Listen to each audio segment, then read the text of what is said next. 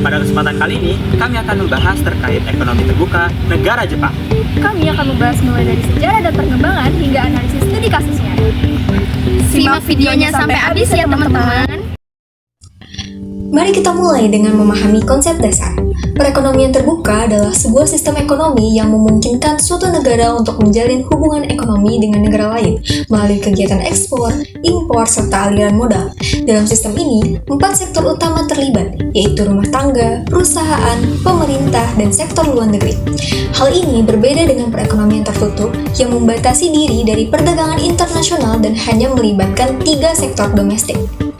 Sistem ekonomi terbuka memberikan banyak peluang seperti memperluas pasar untuk produk lokal, mendorong pertumbuhan melalui peningkatan investasi asing dan pemanfaatan teknologi global, serta meningkatkan efisiensi dan akses terhadap barang atau jasa yang tidak tersedia di dalam negeri. Namun, keterbukaan ini juga membawa risiko. Negara menjadi lebih rentan terhadap pengaruh eksternal seperti krisis global, fluktuasi nilai tukar, serta persaingan dengan produk luar. Oleh karena itu, pengelolaan kebijakan ekonomi yang adaptif dan strategis menjadi sangat penting. Selanjutnya adalah sejarah dan perkembangan ekonomi Jepang. Nah, Jepang itu merupakan negara maju yang sukses secara ekonomi di kawasan Asia Timur. Kesuksesan ini terbagi menjadi 2 periode utama. Yang pertama pada era restorasi Meiji abad ke-19 yang menandai awal industrialisasi hingga awal Perang Dunia Kedua, dan periode pertumbuhan pesat pasca perang sejak tahun 1950-an. Setelah kehancuran akibat Perang Dunia Kedua, Jepang berhasil bangkit dan dikenal sebagai Asian Miracle. Kini Jepang menjadi ekonomi pasar maju terbesar keempat di dunia, yang terkenal di sektor otomotif, elektronik, serta inovasi teknologi. Keberhasilan ini dicapai melalui kebijakan ekonomi efektif, efisiensi produksi, dan peningkatan ekspor. Secara global, Jepang ini berperan penting sebagai pemberi pinjaman melalui program ODA, serta sebagai investor terbesar ketiga di dunia.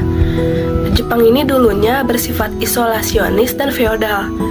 Jepang mulai membuka diri karena tekanan sosial dan politik.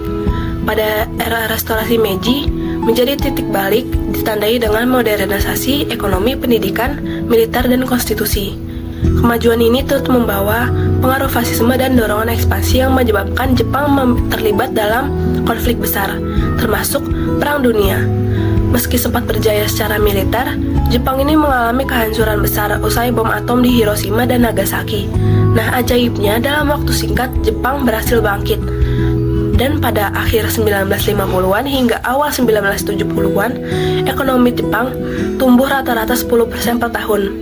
Nah, menjadikannya salah satu sebagai ekonomi ketiga terbesar di dunia, berkat kolaborasi erat antara pemerintah dan pelaku usaha dalam mendorong pertumbuhan berbasis ekspor. Sekarang, mari kita lihat bagaimana konsep ini berlaku pada Jepang. Sejak dekade 1980-an, tekanan globalisasi mendorong Jepang beralih dari sistem developmentalisme yang kuat menuju pendekatan ekonomi yang lebih liberal dan terbuka. Namun, transisi ini tidak berjalan mulus. Salah satu pemicu krisis ekonomi Jepang adalah penandatanganan Perjanjian Plaza pada tahun 1985. Perjanjian ini menyebabkan nilai tukar yen terapresiasi tajam yang secara drastis menurunkan daya saing ekspor Jepang. Akibatnya, Jepang mengalami keruntuhan gelembung ekonomi atau bubble ekonomi pada awal 1990-an dan memasuki periode stagnasi yang disebut sebagai dekade yang hilang. Kerentanan ekonomi Jepang diperburuk oleh beberapa tantangan struktural. Yang pertama, ketergantungan pada ekspor. Produk manufaktur seperti mobil dan elektronik menjadi tulang punggung ekonomi sehingga sangat rentan terhadap pelemahan permintaan global. Yang kedua, tantangan domestik. Jepang menghadapi masalah demografi serius dengan populasi yang menua yang mengurangi tenaga kerja produktif. Selain itu, tingginya utang publik juga menjadi kekhawatiran. Sebagai respons, Jepang memperluas kerjasama ekonomi regional dan meningkatkan investasi di luar negeri. Inovasi, terutama dalam bidang teknologi robotika, kini menjadi tumpuan baru dalam menopang pertumbuhan ekonomi dan ekspor Jepang di masa depan. Dampak dinamika global terhadap keseimbangan ekonomi Jepang. Dinamika global telah memberikan dampak yang signifikan terhadap stabilitas dan keseimbangan ekonomi Jepang dalam beberapa tahun terakhir. Salah satu dampak paling mencolok adalah tekanan inflasi yang semakin meningkat di mana tingkat inflasi di Jepang meningkat menjadi 4% pada bulan Januari dari 3,60% pada bulan Desember 2024. Indeks harga konsumen inti di Jepang juga mengalami peningkatan sebesar 3,20% pada bulan Januari 2025 dibandingkan dengan periode yang sama tahun sebelumnya.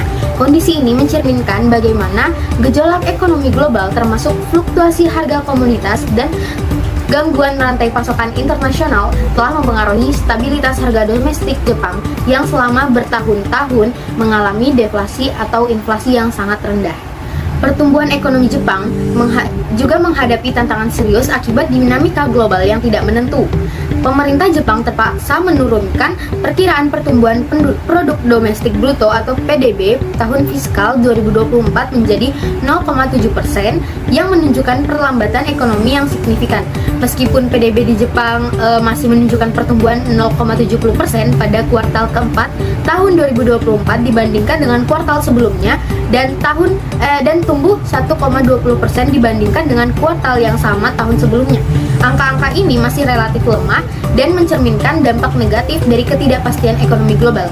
Sentimen ekonomi yang menurun juga terlihat dari survei kantor kabinet Jepang yang menunjukkan indeks kondisi ekonomi terkini turun 3,0 poin dari bulan sebelumnya, mengindikasikan penurunan kepercayaan terhadap prospek ekonomi selama 2 bulan beruntun pada 2025. Tantangan struktural jangka panjang semakin memperumit upaya Jepang dalam menjaga keseimbangan ekonominya di tengah dinamika global.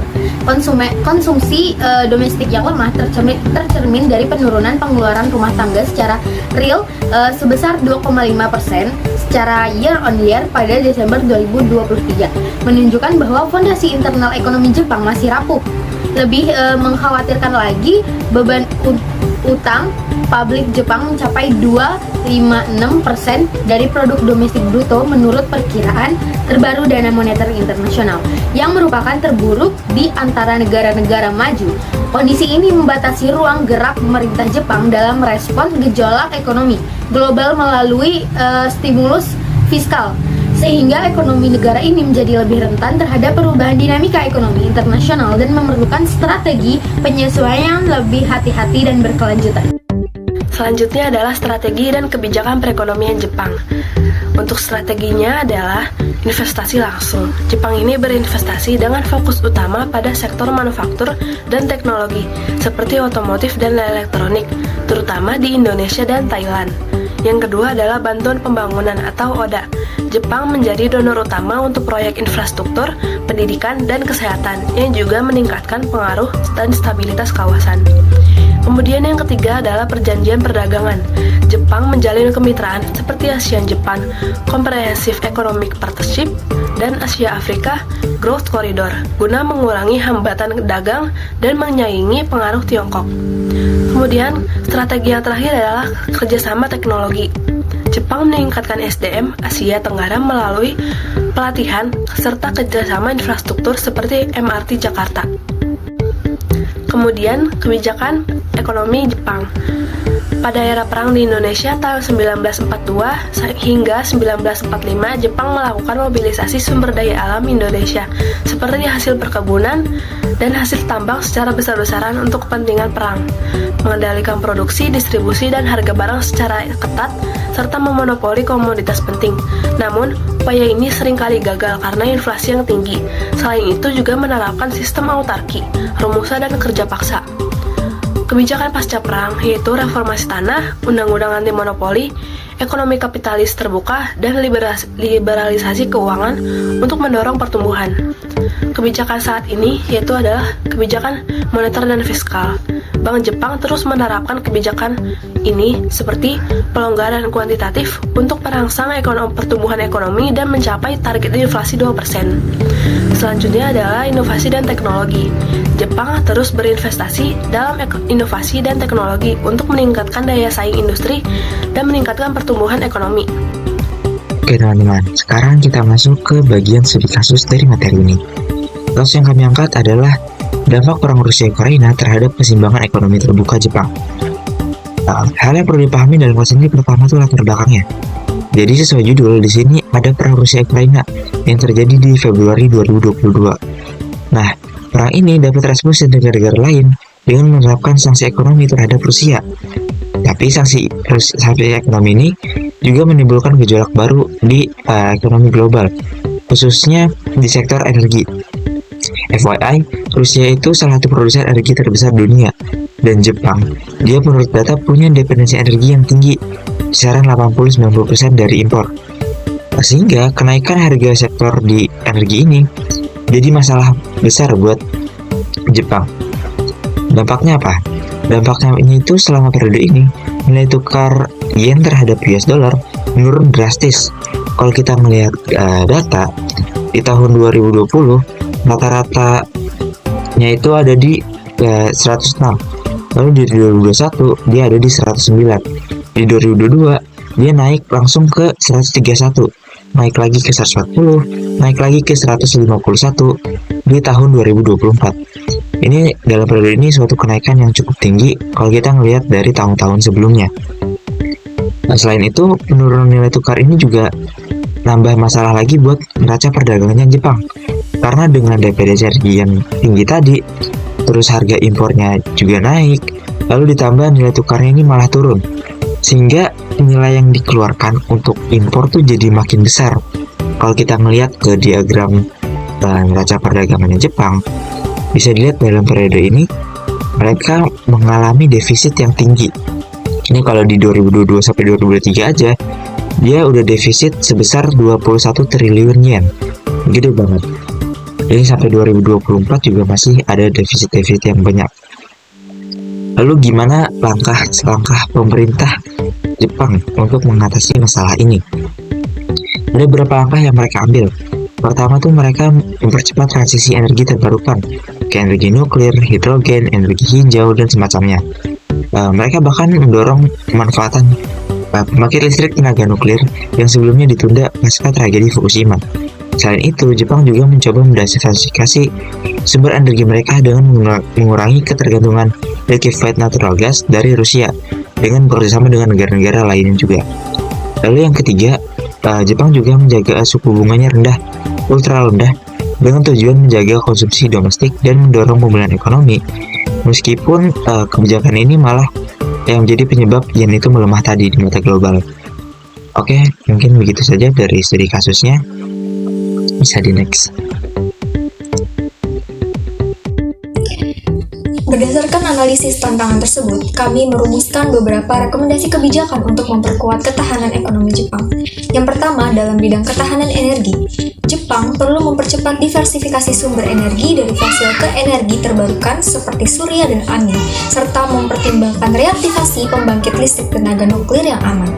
Kemudian mendorong investasi dalam teknologi hemat energi di seluruh sektor, mulai dari industri hingga rumah tangga. Yang kedua, untuk stabilisasi nilai tukar dari perdagangan, Jepang harus terus fokus pada peningkatan daya saing non-harga, yaitu melalui inovasi dan teknologi tinggi pada produk ekspornya. Kemudian, mendorong investasi pada sektor-sektor strategis di dalam negeri untuk mengurangi ketergantungan pada impor bahan baku dan komponen. Yang ketiga, mengenai reformasi struktural dan diversifikasi ekonomi. Penting untuk memperkuat permintaan domestik dengan mendorong reformasi struktural yang dapat meningkatkan upah real dan mengatasi masalah demografi. Kemudian Jepang juga harus terus memperluas perjanjian perdagangan bebas dan kemitraan ekonomi dengan berbagai kawasan untuk mengurangi risiko konsentrasi pada pasar tradisional. Dan yang terakhir, dalam diplomasi ekonomi, Jepang harus terus memainkan peran aktif dalam organisasi internasional untuk mempromosikan stabilitas sistem keuangan global dan perdagangan yang adil. Jadi kesimpulannya, perekonomian Jepang merupakan salah satu ekonomi terbuka terbesar di dunia yang sangat rentan terhadap dinamika global.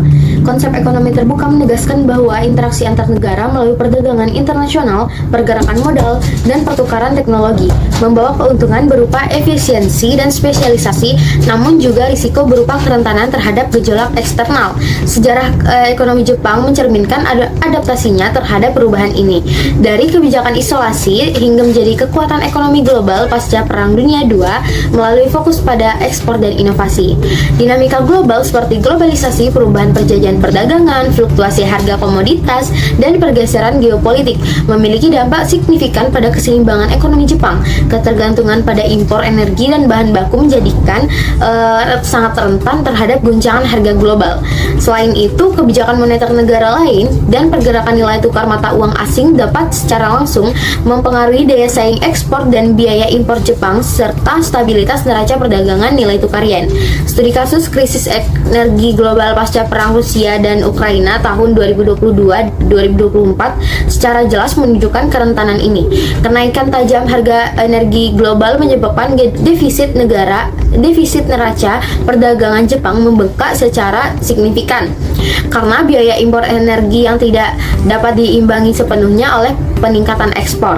Fenomena ini diperparah oleh kebijakan moneter Bank of Japan yang mempertahankan suku bunga rendah di tengah pengetatan global yang mengakibatkan depresiasi yen Jepang terhadap dolar Amerika Serikat.